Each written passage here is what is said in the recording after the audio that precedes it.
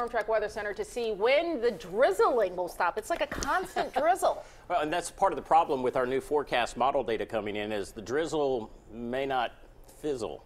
It's not good for your hair, Mark. It's not good for your hair. Look, I'm telling you, I've got naturally curly hair, and it does not bond well with the constant drizzle. But that being said, we are not necessarily going to be looking at a whole lot in the way of rain the next couple of days. But I have tweaked it a bit as far as our extended forecast, which I'll have for you in a moment. Let's talk about visibility right now, though. The key factor tonight is going to be fog, and the visibilities will be dropping. Birmingham, which is normally at 10 miles, is down to 6 already. Anniston, you're down to 9 miles, and Alex City down to 7 miles, and most locations are fine. There's just a little bit of light fog out there, but as it lowers, we will see visibility drop in many spots to maybe anywhere from a quarter to half mile. Now, as you look at our storm track forecast, day part during the day tomorrow, we'll see low 60s to start out, and then low 70s for the lunch hour. Cloudy, but there is the chance of a passing sprinkle or two. Now, we've been lucky so far this second severe weather season. We've just had all rain. As a matter of fact, we've gotten totals of 2 to 2.5 inches just south of I-20 with this last batch of rain moving through over the weekend. Notice the showers, though, are tracking towards the east, but some of that moisture will start to get pulled back towards the north here soon, a little sooner than anticipated, and that will help to increase the chances of a few light sprinkles or maybe even a little bit of drizzle. Temperatures, though, are in the mid-60s from Coleman to Gadsden, Pell City, 67 in Birmingham, Alabaster, and in Tuscaloosa at 68.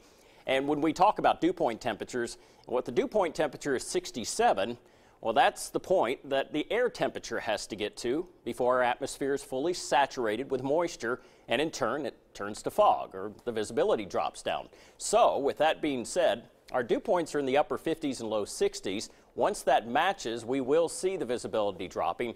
And as I showed you just a couple of moments ago, Jefferson, Walker, back into Winston, Fayette, Tuscaloosa, Marion counties, these are all spots that will have a decent amount of fog early on in the morning. Clouds will hang around, be a bit tough to shake during the day tomorrow, but you will get a few peeks at the sun. So temperatures tonight into the lower 60s, upper 50s for East Alabama. And then during the day tomorrow, I'm keeping most of East Alabama mostly cloudy now. Again, that doesn't mean you won't get a little sunshine to break through, and that in turn could help bring the temperature up a couple of degrees. But our new model data, the Storm Track Futurecast, notice the cloud cover through the night tonight and a little bit of green popping up. Now, I've adjusted the models from our RPM to what's called a NAM model, and this is really one that is pretty good with short-term light rain chances, and it's offering a few scattered showers tomorrow during the afternoon through Shelby as well as Jefferson counties, maybe even northern Chilton and Coosa. Through the night tomorrow night, a couple of light sprinkles possible, and then once we get into Wednesday morning, we're still in the clouds. Now, there will be a few spots like Jefferson back into Greene and Hale counties where we have a little sunshine making it through on Wednesday, and then some clearing west of I-65. But as that moisture starts to return from the east, that will keep most of East Alabama under a good veil of cloud cover.